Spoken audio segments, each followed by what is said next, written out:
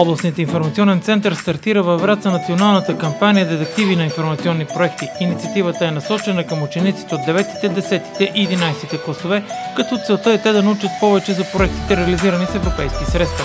Пилотно училище за Враца е средно училище Васил Кънчев, а срещите с учениците ще преминат на 2 етапа, заяви на среща с медиите Цветана Иванова, управител на Областния информационен център.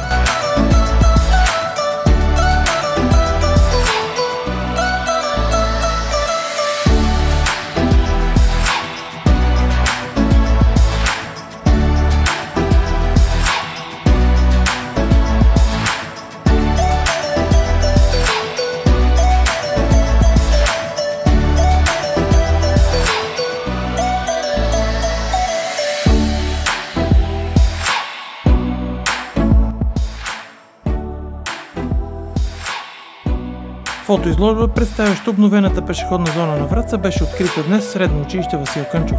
Експозицията е дело на училищния клуб по фотография с ръководител Живко Донков и е част от националната инициатива на мрежата на областните информационни центрове „Детективи на европейски проекти“. Да могат да се запознаят с европейските проекти, всъщност да видят ползата от европейските проекти в нашия град. Това е целта на инициатива „Детективи на европейски проекти“.